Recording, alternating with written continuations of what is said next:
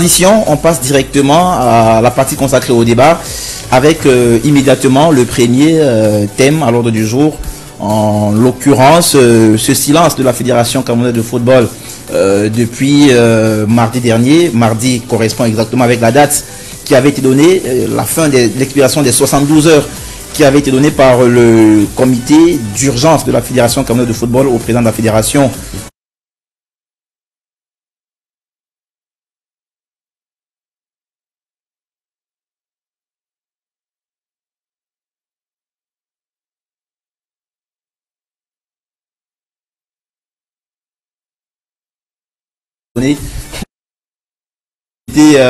Comment ils ont appelé ça à la commission d'urgence, au comité d'urgence, et pas à nous.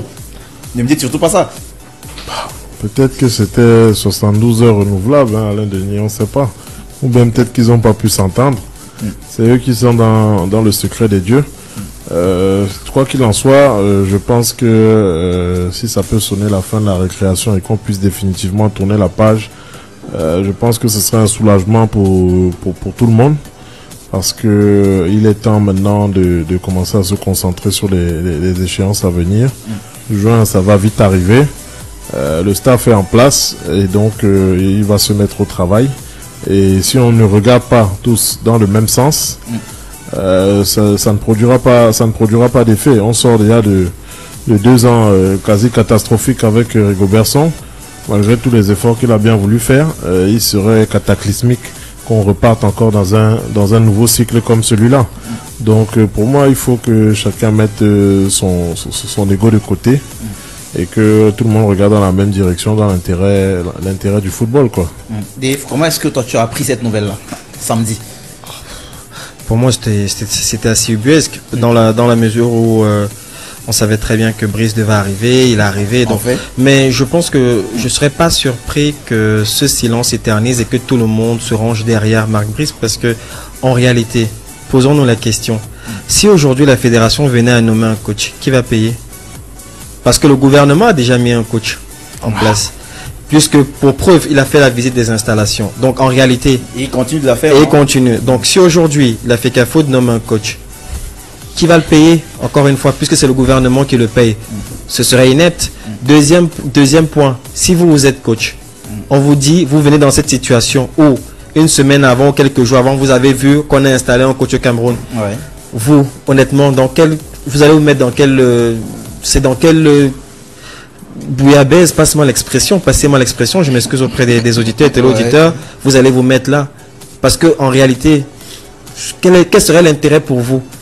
Si on prend un local camerounais, on sait très bien qu'il y aura tellement de pression, il y aura tellement je ne vais pas dire de représailles, mais ça va être très compliqué pour lui. Donc, il ne prendra même pas le courage d'aller. Vous allez prendre un international, il va vous dire, mais vous m'amenez où?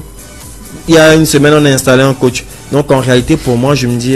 Et même s'il y avait un fou qui devait arriver, ça serait comme... une défiance à l'État du Cameroun. On parlait de représentation diplomatique. Le Cameroun peut se réserver le droit donc de ne même pas lui donner un visa d'entrée qu'il arrive au Cameroun. Et même s'il avait un visa d'entrée sur le territoire, il faudrait avoir un contrat de travail qui sera donc et on a aujourd'hui autant de choses qui font que vraiment on s'éloigne totalement. Voilà, on a vu Marc Brice aujourd'hui avec le ministre du Travail. Donc ça veut dire que quelque part, il valide en réalité quelque part son contrat de travail. Donc honnêtement, vous-même, si vous êtes coach, on vous dit aujourd'hui, entrez dans cette situation-là. Je ne suis pas certain que vous allez aller. Mais je comprends pas la volonté, le besoin de la fédération de faire. Je pense qu'elle a songé à le faire réellement, mais après elle a été butée à la réalité de la situation et elle a décidé, à mon humble avis, de devoir se ranger et de dire ok, le vin il est tiré, il faut le boire. Alors Billy, Dave et Charles présentent la situation telle que voilà, les carottes sont déjà cuites. Mais à vous, je veux poser cette question. Que peut la fédération aujourd'hui? Est-ce que la FECAFOOT peut encore? Non, mais... Est-ce qu'on pourrait voir quelqu'un d'autre sur le banc des Lions Quel banc? Le 3 juin prochain, lors du Cameroun-Cap-Vert, quelqu'un d'autre que Marc Brice?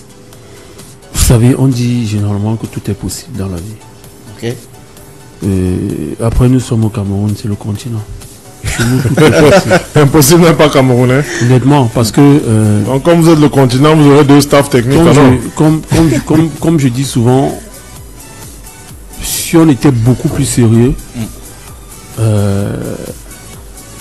on n'aurait même pas eu les assises d'un comité d'urgence qui demanderait à la fédération, au président de la fédération de nommer un nouveau staff technique en 72 heures. On n'aurait même pas eu cette éventualité. Donc du moment où il y a eu éventualité, ça veut dire que tout est possible. Mais ça ne nous aiderait pas. Ça n'arrangera pas la situation. Ça veut dire qu'il est possible que quelqu'un d'autre soit seulement de touche des Lions le 3 juin prochain, quelqu'un d'autre que Marc Brice pour vous. C'est possible en fait. C'est possible dans la mesure où la fédération... c'est pas impossible. C'est pas impossible. Ok. C'est pas... Vous savez, c'est vrai que vous allez me dire que c'est pas la même chose, mais on a vu un ministre aller dire à la télé que le sélectionneur sera maintenu. Et quelques temps après, le même ministre... Oui, le ministre a dit, mais il n'avait pas encore... il n'avait pas l'acte nominatif. Il n'avait rien. Là, il y a eu toute une diffusion à la télévision nationale. Il y a eu la signature de contrat. Il y a eu la signature, il y a eu un accueil en rockstar. Il y a la tournée pour visiter les infrastructures qui est en cours. Il était à Yaoundé, aujourd'hui il est à Douala. Je crois qu'il ira à Limbé et ensuite à Garoua, partout. Que peut vraiment la fédération aujourd'hui? Est-ce qu'ils ne sont pas KO désormais? La fédération peut, en dehors de l'entraîneur, obtenir, c'est-à-dire faire nommer des personnes au sein du staff. Autre que celles qui ont été nommées.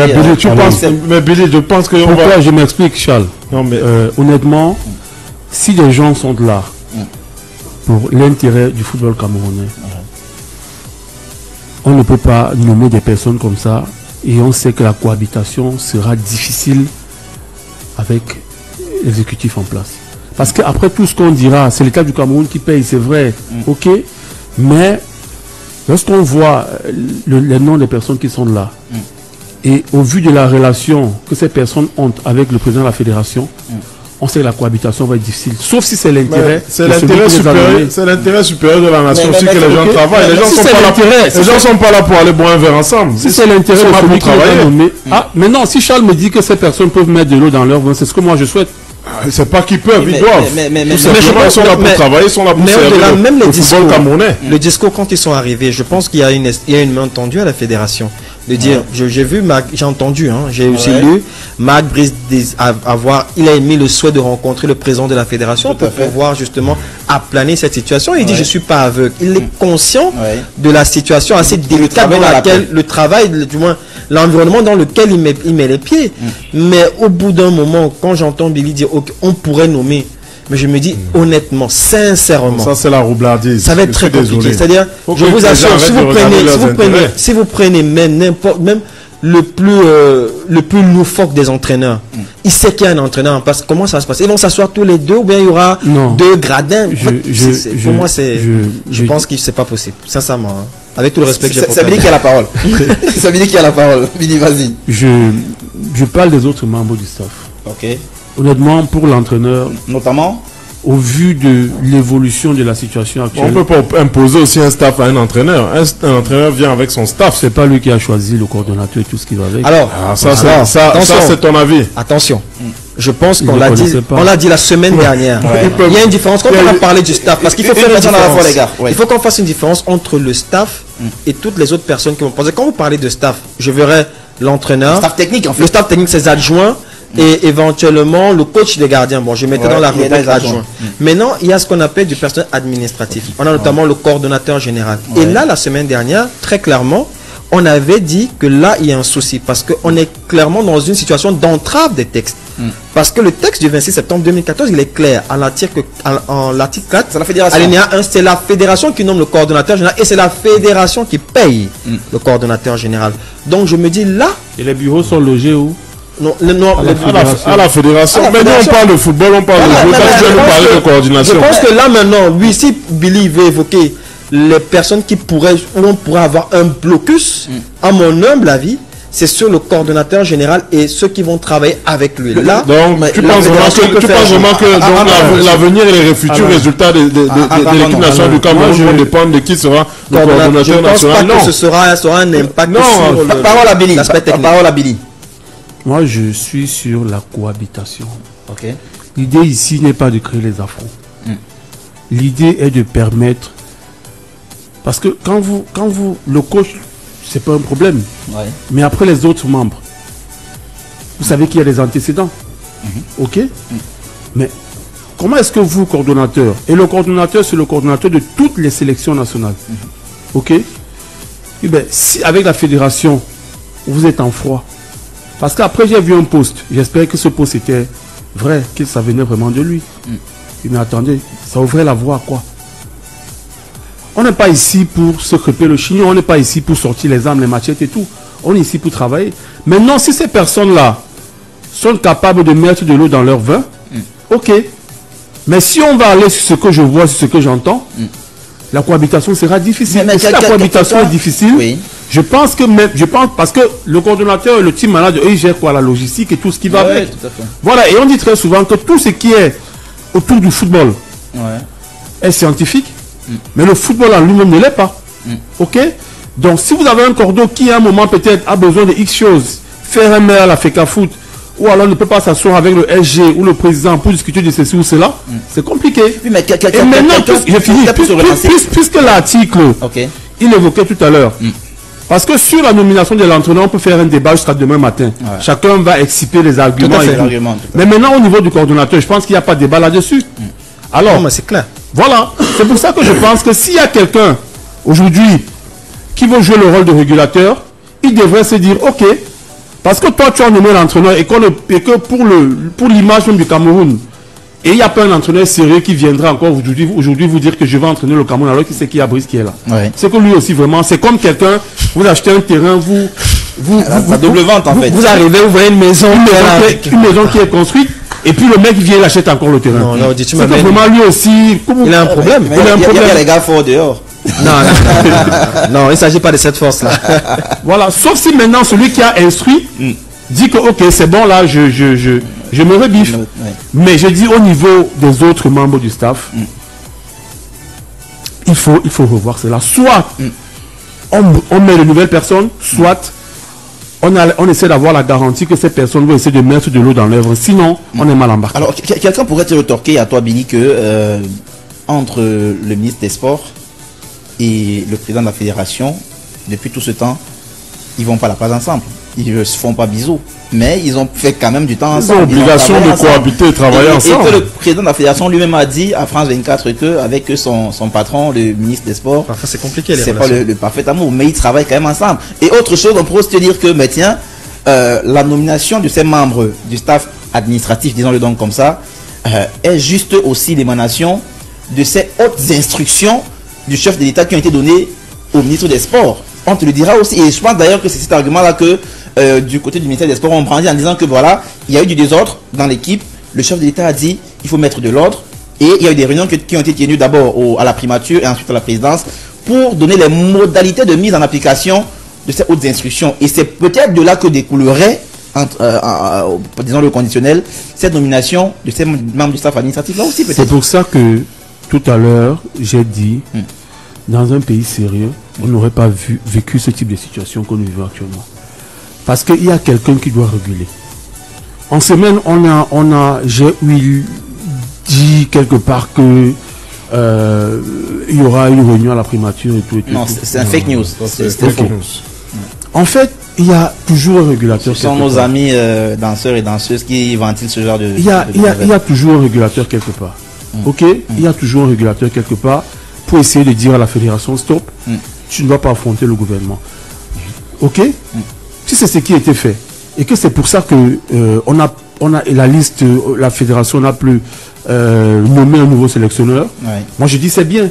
Ce qu'on doit rechercher ici c'est quoi? C'est la calmie. Et au vu de ce que nous voyons, avec toutes les tensions qui vont avec, si on a nommé un nouvel entraîneur et que la fédération vous dit que dans 72 heures, ça veut dire qu'il y a une guerre. Maintenant, il y a un régulateur qui doit venir essayer de calmer le jeu pour le bien-être de l'équipe nationale. Est-ce que vous disiez tout à l'heure en disant que le président de la fédération et le ministre des Sports se regarde en chien de faïence, mais c'est aussi l'une des raisons pour lesquelles les Lions ont échoué. Et regardez la communication qui est faite. Du côté du ministère, on pointe du doigt le président de la fédération, on parle de son émission. Du côté de la fédération, vous avez écouté le porte-parole. Ouais. Ok. Et quand vous l'écoutiez, il a ressorti quoi? Il a ressorti que le ministre s'est ingéré dans les affaires du foot. Il est arrivé aux entraînements, tout ce qui va avec. Et puis, ça a eu un impact sur la prestation des Lions. Pour dire quoi? Pour dire que parce que la cohabitation n'étant pas bonne, ça n'a pas aidé les Lions à avoir de bons résultats. Et là, malheureusement, on pourrait être en train de... Bon, même pas qu'on pourrait, est-ce que on est en train de... On va en droit ligne vers ce qu'on reprochait hier et ce qu'on on pourrait on pourrait faire demain. C'est pour ça que je m'appuie toujours sur la cohabitation. Ok, la cohabitation. L'entraîneur à lui-même, il n'a pas de problème. Okay.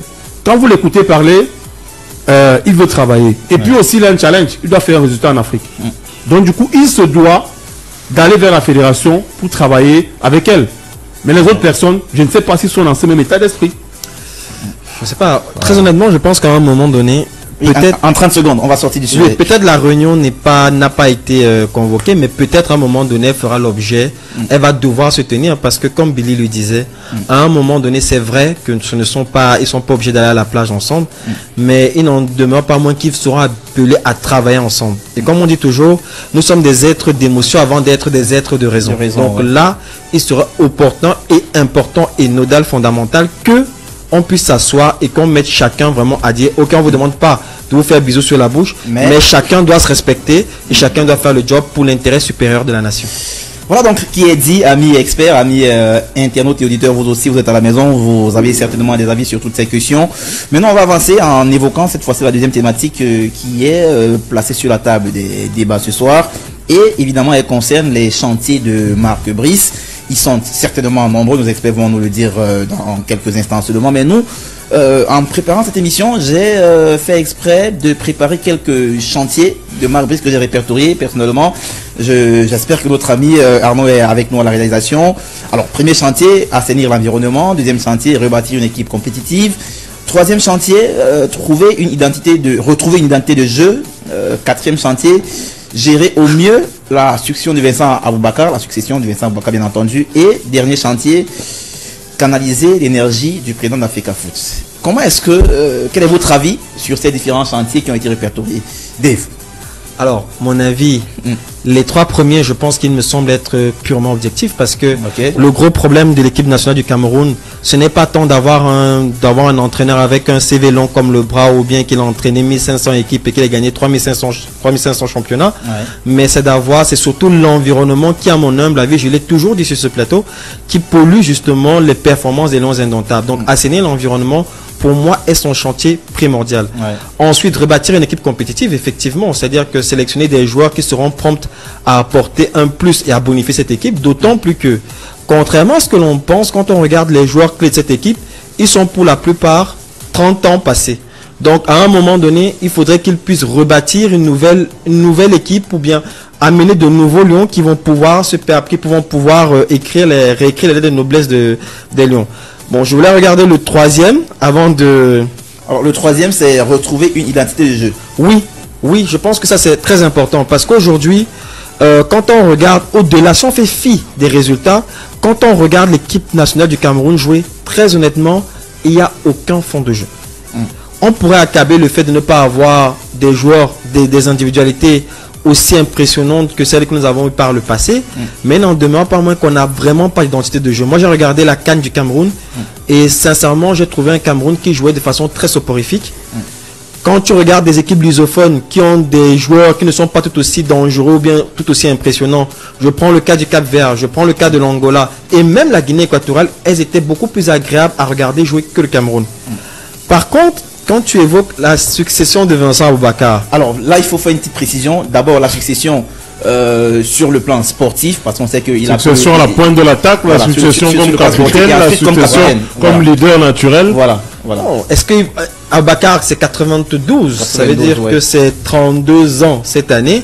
Est-ce que lui, il a déjà fait part de son envie de partir? Ou bien, je ne sais pas, je pense que... Mais toi, tu es un expert et tu le vois sur le terrain, tu vois ce qu'il produit, tu vois sa fragilité physique depuis quelque temps déjà. Et donc, tu as un avis sur la question. Aboubakar, pour moi, il me rappelle le Phoenix. sincèrement, et je le dis en toute objectivité. Moi, je me souviens à la Coupe du Monde 2022, quand on va au Qatar, tout le monde enterre à Vincent Aboubakar. Tout le monde dit non, franchement, Aboubakar, il peut plus rien. On a même... Il y avait énormément de débats autour de Vincent Aboubakar. Je pense qu'il ne jouait même pas avec son club de Beşiktaş à l'époque. Il arrive, il fait une belle Coupe du Monde. Ça, il faut quand même qu'on le reconnaisse. Donc, quelque part, je me dis, je ne parlerai pas, il serait primé, il serait trop tôt pour l'instant de parler de succession de Vincent Aboubakar parce qu'il peut de nouveau revenir. Mais on a vu lors de la préparation de la dernière CAN en Côte d'Ivoire que Rigobert, selon dans ses calculs déjà, ne partait pas avec Aboubakar comme étant le number one. Alors, ce serait ce poste-là. Alors, c'est Magri qui, à la préparation, avait été travaillé pour être numéro 1. Très sincèrement, j'étais pas. Aujourd'hui, on est un an plus tard pratiquement, et donc on se dit. J'ai pas une de discussion avec Rigobertson, mais quand je vois c'est-à-dire que tout le folklore qui a été fait autour du retour de Vincent Aboubakar, qu'on a vraiment, on disait non, il faut qu'Aboucho revienne. Il y a même, mais ça c'est le public. Je pense que même les questions, même l'entraîneur soulignait l'importance de Vincent Aboubakar. Je pense, quand on parle, honnêtement, j'ai vu Magri, j'ai vu Moubania. Comme non. Je ne sais pas. Moi, je ne le pense pas. C'est pas pour te dire que on ne voulait pas de lui. Non, mais c'est pour te dire que peut-être les performances des autres qui ont commencé la compétition n'étaient pas forcément celles qu'on attendait. Et donc on s'est dit que maybe il peut encore faire le travail en fait. Non, je pense que sincèrement, pour l'instant, je regarde le paysage camerounais. Le leader de l'attaque, à mon humble avis, reste encore Vincent Aboubakar. Non, bon, moi je vais embrayer directement et je vais continuer sur ce sujet-là. C'est clair que de par son expérience, sa stature, Vincent Aboubakar reste pour le moment, en tout cas, incontournable en équipe nationale du Cameroun, mais il faut qu'on arrête de reproduire les erreurs du passé. Il faut qu'on se projette déjà et qu'on commence à préparer donc les échéances à venir et donc travailler sur la succession donc de ces tauliers-là pour qu'on ne soit pas à un moment orphelin d'eux et qu'il n'y ait pas donc un problème de transition entre les générations qui pourrait encore nous mettre dans une période creuse de notre football. Là, on est avec un entraîneur qui, normalement, je crois, est parti sur un contrat de 4 ans. Donc, j'ai eu 2 ans et demi. Je sais pas, c'est 2 ans et demi ou 4 ans. Bon, les premières informations que j'ai eues de sources vraiment très fiables font état de parler de 4 ans. D'accord. Donc, après, on attend des informations officielles, mais de sources vraiment très fiables, on m'a dit 4 ans. 4 ans sur les objectifs qu'on lui a signés, je comprends pas. Oui, parce qu'on sait que c'est la participation honorable Cannes et Coupe du Monde. C'est quoi? Qu'est-ce qu'on met dans honorable? J'en sais rien. Dépasser au moins, je pense. De toute façon, c'est pas officiel. Donc, voilà. Honorable, quand on s'appelle le Cameroun, pour moi, c'est aller au moins en demi-finale. Non, il faut. Vous savez, c'est un jeu de sémantique. Non, mais bien sûr. Ce qui est sûr, c'est qu'avant la compétition, si on y est qualifié, il y aura une communication officielle qui sera faite et par la fédération et par le ministère. Qui ne sera pas faite de manière testimoniale, de manière écrite. Parce que si on veut vous... Alors, on est sur le chantier encore, hein. Ok. mais je dis, lorsque le ministre dit participation honorable, c'est flou. Il faut être clair sur la question. Honorable, c'est quoi? Je pense qu'à la veille de la compétition sur le Cameroun, à la veille de la compétition, je pense que ce sera beaucoup plus clair. Mais je veux dire que si on doit vous limoger, ok. Bon, j'étais pas là la semaine dernière, mais comme je l'ai dit ailleurs, on ne pose pas une parole à un décret. On ne va pas opposer une parole à un contrat. Ça dépend de qui. Vous comprenez ce que je veux dire? Ça dépend de qui parle. Qui peut le plus pour le moins, c'est ça. Le président de la République vient vous dire que...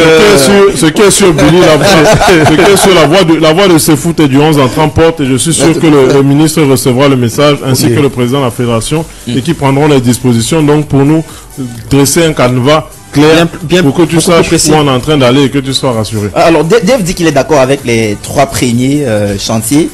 En revanche, les autres, il n'est pas très d'accord. Alors, je vais lire le dernier chantier, c'est canaliser l'énergie du président de la fédération. Et l'avant-dernier, c'était gérer au mieux la succession de Vincent Aboubakar. Les autres, il était d'accord. Non, mais indéniablement, pour que les 3 premiers soient faisables, il faut que les 2 derniers soient mis en place. Est-ce que c'est au coach de le faire? Mais canaliser l'énergie. Alors, je le dis pourquoi. Alors, c'est moi qui ai... Il doit en tout cas être dans cet état d'esprit-là et faire sa part. Alors, je trouve cela important. C'est pourquoi je l'ai mis comme une sorte de chantier pour Marc Brice, parce que j'estime que on sort quand même de 2 compétitions où le président de la fédération a été quand même assez présent, omniprésent et accusé même d'avoir une présence encombrante à un certain moment. Et donc on se dit aujourd'hui que il y a un nouveau coach qui arrive qui devrait peut-être recadrer tout cela.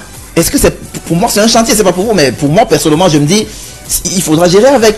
Et lorsqu'on sait que c'est pas lui qui l'a nommé. Moi je suis d'accord avec toi, parce que si on retombe encore dans ce travers-là, on aura beau avoir... J'ai une question. Est-ce que toi, le N-1, tu peux recadrer ton N+1? Parce que c'est clairement ça. Oui. Pourquoi pas? Oui. Pourquoi pas? Mais Dave, non, ça peut être ça. Attention. Le quand on parle de recadrer, c'est quand même un terme fort de cadre. Alors attention, recadrer, c'est péjoratif. Non, je te coupe. Recadrer, c'est autre chose. Le terme qui est utilisé dans le document que j'ai fait, c'est canaliser l'énergie. Tu vois, là, c'est toi qui parles des mots. Mais attends, canaliser l'énergie. Il a une énergie débordante, qui a même une énergie parfois positive. Mais il faut très souvent positive. Ça part toujours d'une bonne intention. Parce qu'il veut aider l'équipe, il veut accompagner l'équipe. Et donc, il faut canaliser peut-être. Sauf que là, voilà, canaliser veut dire que chacun reste dans son rôle, chacun fasse son travail. Ok, non, je pense que lorsqu'un nouvel entraîneur arrive, généralement, il essaie de faire une évaluation de la situation et essaie de savoir ce qui s'est passé hier. Ouais. Comment est-ce que je vais travailler dorénavant. Donc sur le dernier point, canaliser les juges présidents de la fédération, en fait, c'est une façon de dire que le président de la fédération doit, comme je l'ai dit ici une fois, quand tu t'appelles Samuel Eto'o, quelque part il y a toujours une volonté de regarder ce que l'entraîneur il fait. Tout à fait. Mais à un moment aussi, chacun doit rester à sa place. C'est légitime, hein? C'est légitime, mais chacun doit rester à sa place. C'est-à-dire que l'entraîneur, c'est l'entraîneur. Il a été nommé là, il est là pour travailler. Sinon, tu deviens le coach, tu fais tout ce que tu veux là-bas. Donc, il a sa place. Si tu penses qu'il a donné un mauvais 11 entrant, si tu penses qu'il a mal animé son équipe, tu discutes avec lui après, vous essayez de voir. Mais c'est pas ces histoires où tu vas peut-être interférer dans ses choix et tout ce qui va avec. C'est pas correct. Donc c'est pour ça que chacun doit rester à sa place. Il n'est pas d'accord. Il y a une ligne rouge. Non, c'est pas que je suis pas d'accord. Je comprends parfaitement ce qu'il dit. Il y a une ligne rouge. Tu veux encore les talkie-walkie? Il y a une ligne rouge. C'est lui qui a la parole. Il y a une ligne rouge à ne pas franchir. Je pense que si chacun reste à sa place, on n'aura pas de problème. Marc Bouy sait qui est Samuel Eto'o. Ok? Il sait que Samuel Eto'o a été un très grand footballeur. Il sait que Samuel Eto'o peut discuter technique avec lui. Ok? Mais il sait également que Samuel Eto'o ne doit pas lui dire un certain nombre de choses. Ok? C'est comme ça que chacun reste à sa place et que chacun fasse son boulot. Qui sait? Peut-être que Denis pourrait même avoir... il pourrait même aller voir Samuel Eto'o pour essayer de discuter avec lui. Peut-être qu'il peut même... Il doit même, c'est un partage Voilà. d'expérience. Il doit s'appuyer sur lui. Ça reste dans le cadre de conseil. D'ailleurs, il en a manifesté la volonté. C'est clair. Voilà, c'est normal. C'est clair. Donc vous voyez que là, nous sommes dans une situation où il y a un entraîneur, il y a un ancien joueur, et chacun reste à sa place, chacun fait son boulot. Ce n'est pas une affaire de tu dois aligner tel jour obligatoirement, non. Ça ne se passe pas comme ça. Maintenant, pour embrayer sur les autres points, le premier, il est indéniable. Il est inéluctable. Ok? Pourquoi? Regardez l'interview que Fabrice Ondo accorde à Foot Mercato. Il dit, nous allons laver le linge sale en famille. C'est pour ça que je pense toujours que le Cameroun aurait dû disputer la dernière période FIFA pour regrouper les joueurs, quitte à ce qu'on prenne même le DTN, comme ça a été le cas en Allemagne, quand on a limogé Hansi Flick. Rudi Volo, le directeur sportif, est venu, il a managé le groupe. Pourquoi? Parce qu'on sort d'une canne où il y a une mauvaise odeur qui s'est dissipée là et tout. Et du coup, il faudrait rassembler les gars pour essayer d'aplanir quelques divergences. Ok, c'est refaire un peu sur le plan mental avant de jouer contre le Cap et l'Angola qui sont sur une très bonne dynamique.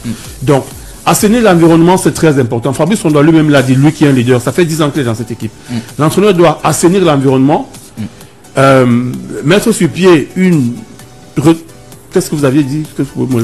Rebâtir une équipe. Une identité de jeu. Et rebâtir une équipe. Rebâtir une équipe conquérante. Ça, c'est important. Une équipe conquérante. Ça c'est important. Une identité de jeu. Et ça passe peut-être par l'appel à certains autres jeunes joueurs qui n'étaient pas encore dans la sélection. Bien évidemment. Il doit imprimer sa marque. Chaque entraîneur vient avec son projet de jeu. Avec ses hommes, avec son projet de jeu. Avec ses hommes. Forcément, dans la première liste, il va vous convoquer au fur et à mesure et essayer de faire le nettoyage. Il fera le nettoyage parce que il va peut-être vous dire, dans la façon dont je veux jouer, avec mon projet de jeu, tes qualités ne rentrent pas dans ce que je recherche. Je vais aller prendre un autre joueur qui va pouvoir m'aider à mettre sur pied quelque chose. Et puis l'identité de jeu, c'est très important. Oui, on en a Parce parlé. qu'on a regardé nos équipes avant. Je sais pas si on peut nous remettre des objectifs un peu, les chantiers à l'écran pour qu'on puisse c'était vraiment difficile. encore. Parfois, lorsqu'on gagnait même des rencontres, C'était très possible. il fallait aller chercher les victoires ailleurs. Notre style de jeu, c'était les miracles. Il faut Voilà, le donc dire. je pense que pour moi, c'est gérer au mieux la succession de Vincent Boubacar. Vous savez, les successions se gèrent de façon naturelle. Pas toujours. Hein. Oui. On connaît des cas chez nous au Cameroun où... Les successions on se gèrent de pourrait façon naturelle. vivre certaines C'est-à-dire que situations. si les jeunes joueurs qui sont là, ok, moi je connais le cas d'un jeune joueur qui arrive, qui veut remplacer Vincent Boubacar, mais à qui on a donné sa chance, qui n'a pas pu saisir la balle au bon. Donc, Vincent Boubacar, on n'a pas dit on va succéder à Samuel Le Tour, on va préparer. Vincent Boubacar s'est levé un matin, il a dit ok, aujourd'hui j'ai la maturité qu'il faut, j'arrache. C'est un peu comme cela. Ouais. Donc je pense que s'il y a un jeune joueur, que ce soit Magri, que ce soit Ganago, Mumbanya, ok, s'il arrive et qu'il force la décision, il va s'installer. Il va amener Vincent Boubacar à partir. Mais s'il n'y a personne, je vous dis quelque chose. Si lors de la CAN, Mumbanya avait pris ses responsabilités, il serait numéro 1 aujourd'hui. il serait numéro 1. Avec son contrat à Marseille, Et on ne serait pas en train de dire Vincent doit Peut-être revenir. qu'il est plus concentré aussi Ok. sur l'extra. Regardez ce qui s'est passé lors de la Coupe du Monde. On avait pensé que Vincent Boubacar devait partir. Ouais. Mais Choupo-Moting a été titularisé. Mais c'est Vincent qui fait la meilleure Coupe C'est du monde. Vincent rentre, c'est ce que je disais. il fait la meilleure Coupe du Monde. Et on relance sur le débat sur est-ce que Vincent doit partir ou pas. Et Pourquoi? Parce que personne ne s'est On imposé. s'est imposé. Oui, tout- Donc on ne dit pas Vincent Boubacar doit partir. Non, mais je veux dire qu'on... C'est qu'il y a un joueur qui doit quand même l'amener à préparer, partir. On doit quand même commencer à préparer parce qu'il n'est pas été né en même temps. Il a C'est- 32 ans On aujourd'hui. n'a pas non plus dans une Vincent Boubacar C'est un de fait. tendance. Ben voilà. Oui, C'est mais, fait. mais comme Billy le dit justement, il Parce faudrait qu'on que a ceux aussi, qui sont on a là- aussi vu ça durant la Coupe d'Afrique des Nations où on avait un Vincent Boubacar qui était blessé. Mais Et Charles, donc, Charles, si Magri ou Mumbanya, comme il a si bien dit, avait pris justement non, c'est clair, ils prennent les pas leurs responsabilités, responsabilités. on ne serait pas sur ce débat-là. Aujourd'hui, très clairement, quand on regarde... Bien sûr, les experts, je vous stoppe surtout pour appeler aux auditeurs qui peuvent désormais appeler à cet instant au 650 35 30 35 650 31 30 35 uniquement par WhatsApp pour appeler et contribuer à l'émission. On va avancer avec un avis tranché vraiment sur une question. Est-ce que le cas Carlos Baleba doit être aujourd'hui un chantier pour Marc Brice? Est-ce que le ramener à l'équipe nationale doit être un chantier réellement pour Marc Brice aujourd'hui? Vraiment avis tranché pour chacun. Oui. Tu ne obligatoirement. peux pas avoir un jeune joueur, 20 ans, 21 ans, Ouais. qui évolue à Brighton, qui est titulaire, et tu n'as pas besoin de lui dans ton milieu. Bien de sûr, terrain. il représente l'avenir, bien évidemment, et ça enverra aussi un bon message pour d'autres joueurs qu'on voudrait On aller avait chercher. Kanté, on avait Pogba, mais on a vu Deschamps aller chercher Kamavinga. Bien sûr. Imagine-toi des joueurs qu'on veut aller chercher, mais on n'arrive pas à ramener. Donc, un né, grandi, formé au Cameroun, on n'arrive pas à le ramener chez nous. Qui est aujourd'hui une de nos vitrines en première ligue. Je pense que c'est un des seuls Camerounais même qui joue là-bas actuellement. Bemo. Bon, oui, c'est vrai, avec Bemo. Et qui. André- ça a été. André- ça- André- on les compte plus ceux-là. Mais aujourd'hui, voilà, c'était difficile en début de saison. Il a cravaché, il a réussi à se Il est en train de réinstaller, s'installer. malgré la volonté de son club aussi qui était de le ramener d'un cran en défense centrale. Il faut le dire parce qu'il a souffert de cela. Il s'est battu, il a trouvé sa place au milieu de terrain et il a fait des très très belles performances dans des grosses oppositions, les matchs contre Liverpool, etc., etc. Donc aujourd'hui, il serait invraisemblable qu'on n'arrive pas à ramener Carlos Baleba. Ce serait un très mauvais message qui soit envoyé. Donc ça doit être une des principales missions et un des principaux chevals de bataille de Brice, d'aller voir ce jeune homme, de comprendre qu'est-ce qui ne va pas et de réunir les conditions pour le faire venir, parce que je suis sûr que derrière ça débloquera beaucoup d'autres dossiers. Alors, vous me tendez là une perche sur la question de savoir qu'est-ce qui ne va pas, et on a la chance d'avoir ici quelqu'un qui est un peu proche, disons comme ça, du dossier Baleba, qui maîtrise un peu le petit. Il n'accepte pas qu'il est proche de lui, on va pas le forcer à parler. Son cousin de village. Mais j'ai un peu envie de lui poser la question à vous, Dave. Qu'est-ce qui coince avec Baleba aujourd'hui? Écoute, C'est une colle, non? J'espère. J'espère que c'est pas une colle en fait. C'est complexe. C'est assez complexe parce que je pense que Carlos, il a une très bonne équipe autour de lui. Ouais. C'est quelqu'un qui sait ce qu'il veut. Je pense que c'est quelqu'un qui, contrairement à ce qui s'est souvent dit sur les réseaux sociaux, c'est quelqu'un qui aime le Cameroun, qui a un amour invétéré pour le Cameroun. Il aime profondément le Cameroun. Ouais. Maintenant, vous savez, vous avez un jeune joueur qui est arrivé, qui n'a pas encore 50 matchs professionnels à son actif. Je ne parle pas pour lui, hein. Je peux vous le garantir. Il n'a pas encore 50 matchs à son actif. Je pense qu'il priorise ce qui est tout à fait normal et naturel, qu'il priorise d'abord sa carrière, parce que plus il gagne en expérience, parce que n'oublions pas une chose, que ce soit Deserbi ou alors à l'époque Fonseca, et même, comment il s'appelle, celui qui était à Lille, la numéro 10 de Lille, Rémi Kabela, ils ont dit c'est un jeune joueur qui a un très fort potentiel, mais c'est un joueur qui doit encore travailler certaines facettes de son jeu.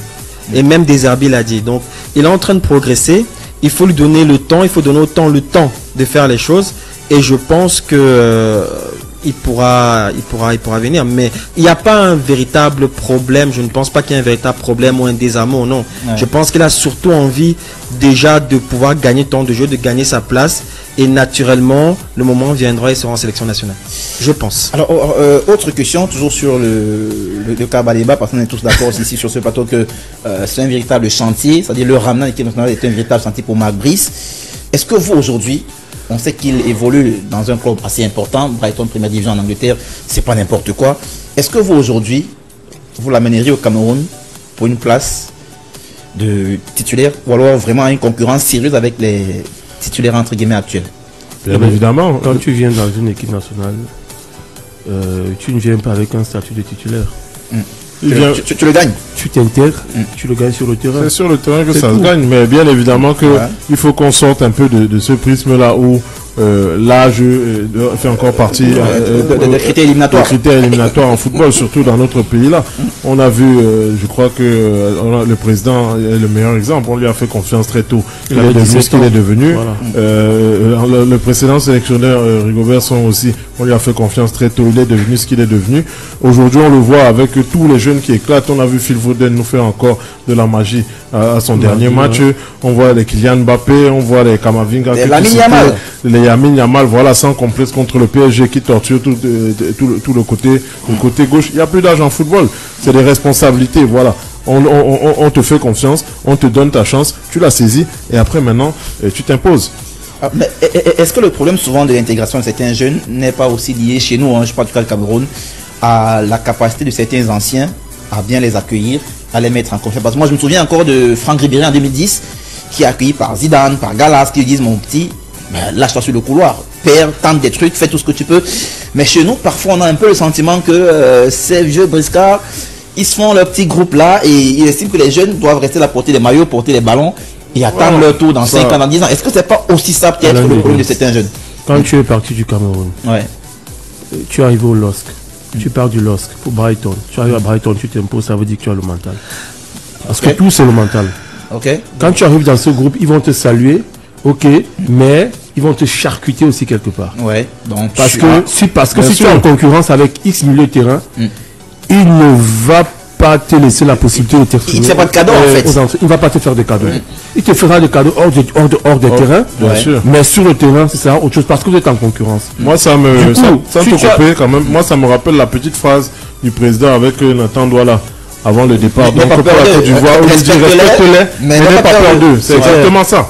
C'est exactement ça. Le président est la personne la mieux autorisée pour tenir ce genre de discours à Nathan parce que lui il sait que en 98 il avait je crois 17 ans, il est arrivé et on a vu comment il s'était comporté au fur et à mesure. Il arrache pratiquement sa place en 2000. Et pour revenir sur la question président sur le cas Vincent Boubacar, Samuel Eto'o arrache sa place.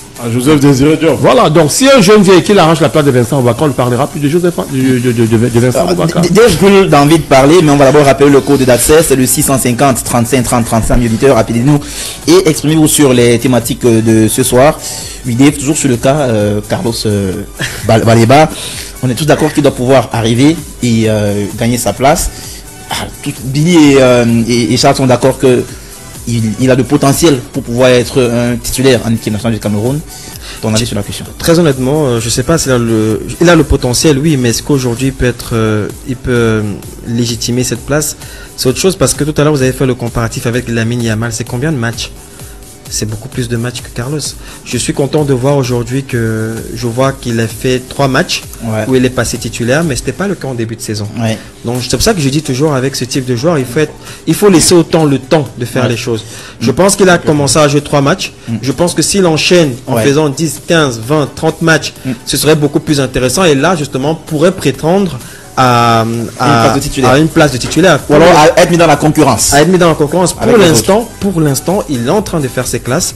Il faut être en mesure de respecter cela. Et je pense que c'est peut-être ce qui aujourd'hui, c'est peut-être son état d'esprit, de dire que je suis encore en train de faire ma place à Brighton. On a un auditeur. Alors, on a un auditeur en ligne, c'est le premier de la soirée. Bonsoir monsieur, vous présentez et vous contribuez à l'émission. Bonsoir à vous, bonsoir Alain. Bonsoir. C'est Diego depuis Bafsam. Ok, Diego, bonsoir.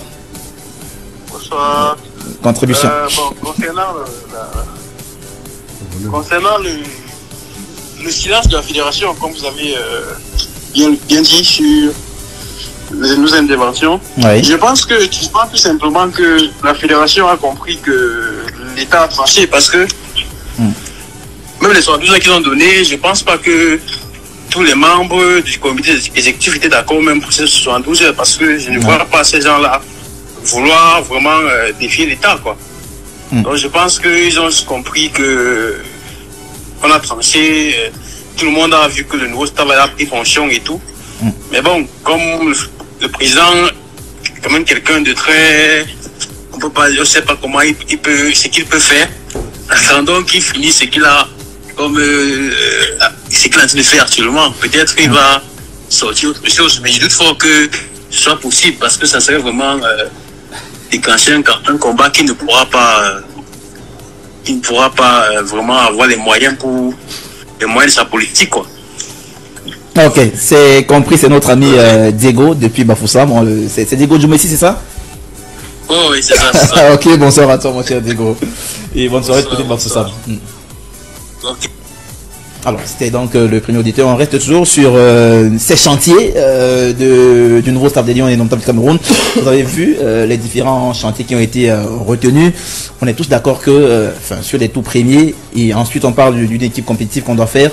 Il y a Baléba, mais il y a forcément d'autres joueurs qu'on pourrait aller rapatrier. Bien sûr. Je pense que quand moi aujourd'hui tu parlais de l'attaque et Billy tu le soulignais en fait le fait que Vincent commence à prendre de l'âge et malheureusement on n'a pas vu quelqu'un qui a pris le bâton de commandement pour paraphraser Billy. Je pense que là il y a un gros chantier, d'autant plus que sur le côté Kartoko Ekambi il a pris sa retraite internationale. Est-ce qu'on va songer à le faire revenir? Ça, je sais pas, mais pour l'instant, je parle du. Est-ce que c'est nécessaire? Non, pourquoi? Il faut qu'on avance. Moi, je pense que car il a. Est-ce que c'est nécessaire? Désolé, il faut qu'on avance. Il a donné ce qu'il avait à donner. C'est ça que justement, je pense qu'aujourd'hui, il y a des joueurs. Je pense à Nathanaël Ngoumou. Je pense à Nathanaël Ngoumou, qui est plutôt très intéressant. Pour moi, c'est ça une priorité. Parce que déjà, c'est un profil qu'on n'a pas sans occuper. C'est un vrai milieu de couloir. Exactement. Il faut dans la percussion, fort dans un contre un et qui pourra vraiment faire des différences sur le côté. Moi, je pense que c'est un poste vraiment qui nous manque. Parce que quand on regarde aujourd'hui, non, mais Georges Kevin, il a 29 ans, il est en Arabie Saoudite. C'est plus pareil. Il est en train de sortir du circuit. Il est en train de sortir du circuit, alors que Nathanaël Ngoumou, c'est intéressant. Les joueurs sur lesquels on peut aller jouer 1, 2, 3 Coupes du Monde. Voilà. Et je vois un gars, contrairement à ce que je vais peut-être choquer beaucoup d'auditeurs, mais pour moi, Hugo Kitike, ça peut être également un élément très intéressant. Parce que moi, j'ai vu ce joueur à Reims. C'est un joueur qui a des qualités. C'est peut-être pas Ronaldo. Après tout ce chantage? Non, je pense pas qu'il ait fait de chantage. Sincèrement, j'ai jamais vu Hugo Ekitike pour dire suppliez-moi, non. Je pense qu'à un moment donné, comme tout bon jeune francilien, il a songé à l'équipe de France en priorité.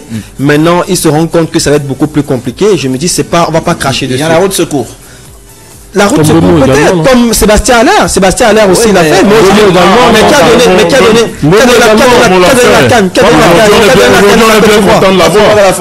la canne à la Côte d'Ivoire? C'est Sébastien Allaire. C'est Adingra. Non, Sébastien Allaire qui fait un match. Allaire, il a fait combien de temps avant d'accepter de venir? Donc voilà des joueurs qu'on peut prendre. Je vais même encore en défense. Même Sacha Boé, je pense qu'il peut venir.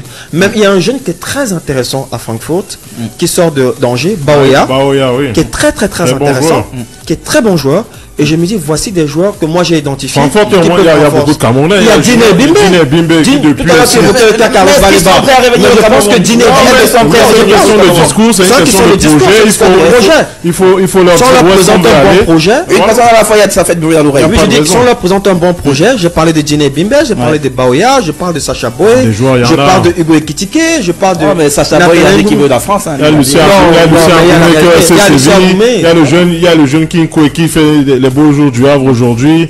Il y a le jeune Bissek qui est à l'Inter de Milan, même si ça fait des années qu'on aurait dû aller le chercher. Des joueurs, il y en a. Il y a le jeune Kylian Sardella qui est à Anderlecht, qui est aussi pour le poste de latéral droit. Vous savez, alors on va faire une liste. Je vous propose de faire cela pour la prochaine édition du 11 entrant. On va faire une liste de joueurs potentiellement.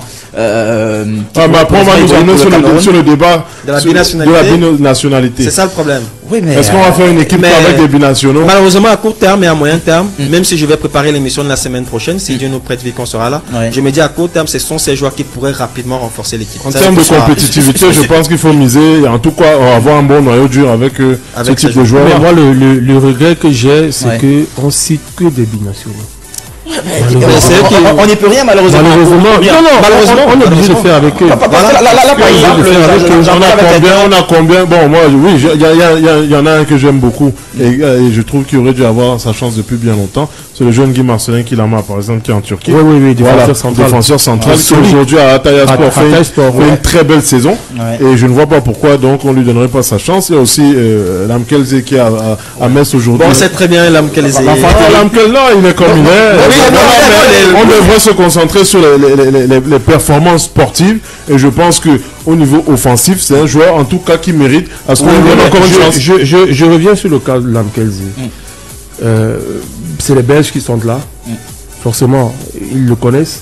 Et puis j'ai aussi eu l'information de personnes qui sont proches du sélectionneur, son adjoint, qui m'ont fait état de ce que c'est les personnes qui, sur le plan de la discipline, du pragmatisme, ne transigent pas. J'ai entendu dire parce que pour gérer le cas Zelamkel, qui est un footballeur magnifique, faudrait vraiment être dur. Associer le président de la fédération, travailler ensemble, parce que c'est un talent que nous sommes en train de perdre. Sportivement, il peut nous apporter beaucoup de choses. Mais maintenant, sur le plan de l'environnement, il faut savoir le recadrer. Il faut savoir le recadrer. Je pense qu'il a surtout besoin, moi personnellement, je l'aime beaucoup. Il a besoin d'amour et aussi de stabilité parce qu'il a surtout changé beaucoup de clubs. Mais moi j'ai une question, c'est compliqué. Est-ce qu'il est recadrable, Lamkelze? Ouais. Oui, je pense. Par exemple, il a une très bonne relation avec son coach Laszlo Bologna qu'il a emmené partout. Partout. C'est vraiment père-fils. Voilà, donc je pense qu'il a besoin de ça, d'une relation père-fils avec l'entraîneur où on va lui faire confiance, où on va le mettre en confiance. Mais le mec qui va arriver, il va te dire que si je suis pas titulaire. Non, il n'y a pas de ça avec l'équipe nationale du Cameroun. Non, je pense que Lamkelze est là. Non, je pense que Lamkelze est là. Je pose la question, simplement. Je pense que Lamkelze est là. Parce que moi-même, j'ai eu le témoignage d'un ancien membre du staff. Qui m'a fait état de ce que lorsqu'il est arrivé, il a commencé à poser des questions, il voulait avoir le 10.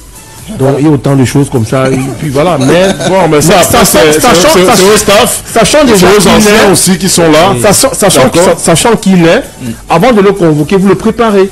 Généralement, c'est quoi? Ce que vous allez vous le rencontrer, vous discutez avec lui, et puis vous le convoquez. Mais si ça va pas, basta, on le renvoie. C'est tout. C'est tout. Lui, je pense que avant la c'est en 96. Donc il va déjà sur ses 27 ans. 28 ans.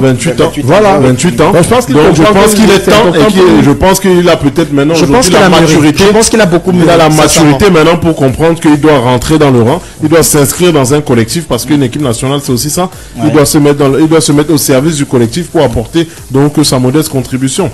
Et je pense que c'est aussi une des raisons. En tout cas, on nous a dit c'est une des raisons pour laquelle on allait chercher cet entraîneur là parce qu'au niveau de la discipline, donc il est intransigeant. Donc c'est ce qu'on attendra de lui. Et pour parler des locaux cette fois-ci, l'équipe nationale du Cameroun, les locaux, est-ce que ce sera aussi un chantier pour M. Brice de nous dénicher 2-3 Bien évidemment, surtout que j'espère qu'il va résider au Cameroun parce qu'il y a un travail à faire aussi ici sur place. C'est ce qui est prévu en fait. J'espère que c'est parce que voilà. Et après on sait que résider ça veut pas dire que tu dois être là du 1er au 31, il a sa famille en Belgique, il a ci, il a ça. Non, mais résister, ça va majoritairement évoluer à l'extérieur. Non, oui, mais au moins durant la durée du championnat, je pense que voilà, on n'a pas un championnat de 9 ou 10 mois. On a un championnat qui dure souvent qui dure environ 5 mois. Mais ça va changer, on espère que ça va changer. On va passer à 16. Non, je pense que pour les locaux, tout dépend de leur performance. Oui. Ok. Si vous vous comportez bien et que vous êtes d'un bon niveau, parce que parfois on allait nous chercher des joueurs. Non, il faut qu'on arrête ce forcing là.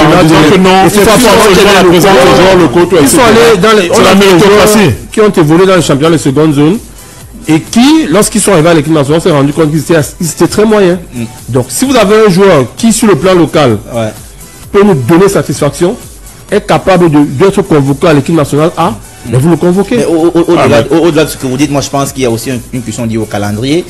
Parce que là, par exemple, il y a des matchs en juin prochain. Ouais. Le championnat chez nous s'arrête dans quelques jours seulement. Bon. Et donc, ils ne seront pas sélectionnables pour cette équipe. Oui, mais c'est logique, non? Vous n'avez pas convoqué. C'est pour dire que si on a un championnat normal qui commence en septembre et qui finit en juin, tu vas forcément prendre. Non, mais on n'a pas dit que le coach doit rapidement. On n'a pas dit que le coach doit rapidement piocher un joueur. Là, en juin. Ouais. Ok. Mais au fur et à mesure, pendant que le championnat se jouera, il ira au stade, il va essayer de faire de la détection. S'il peut aussi travailler le code des A'. Parce que là, il y a un fichier qui est en train d'être établi. Après 23, voilà, il faut qu'il travaille avec ça. Il s'est dit, voilà, il faut se passer là. C'est coordonné par la DTN. Oui, je pense que mais Billy a dit quelque chose pour moi qui est vraiment très très très important, c'est la méritocratie. Il faut pas qu'on fasse, il faudrait qu'il y ait 3 locaux et qu'on se dise que non, je voudrais vraiment, c'est important qu'on puisse avoir, s'il appelle un joueur du championnat local, c'est parce que lui, il estime que ce joueur peut apporter quelque chose et non pas pour faire plaisir au peuple camerounais ou bien pour faire plaisir à qui que ce soit. Voilà qui est donc dit, amis experts, amis internautes, c'était donc la fin, le propos de la fin pour notre ami Dave qui s'est définitivement imposé comme un titulaire de ce 11 entrants, n'est-ce pas mon cher Charles? Désormais titulaire. Oui, indiscutable. J'ai enchaîné des matchs, j'espère que je vais continuer. Là, je pense quand même que à la place du Big Rouge est en danger. Voilà qui est dit. Merci donc à vous, amis experts. Merci à vous aussi, amis internautes par la maison. C'était donc le 11 entrant avec à la mise en onde notre ami Amon aussi. On reviendra la semaine prochaine à parler d'autres actualités toujours liées au football dans le cadre du 11 entrant. Ciao, ciao. Bye bye.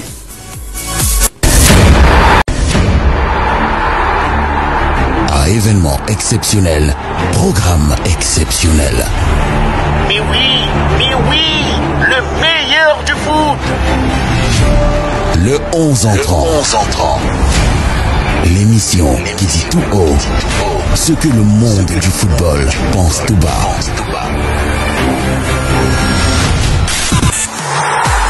Le 11 entrant. Une émission diffusée en direct et en simultané sur CFoot et Njambo FM tous les jeudis entre 21h et 22h30. Suivez-nous également sur nos plateformes digitales Facebook, Twitter, Instagram, YouTube et TikTok CFoot Cameroun. 11 entrant.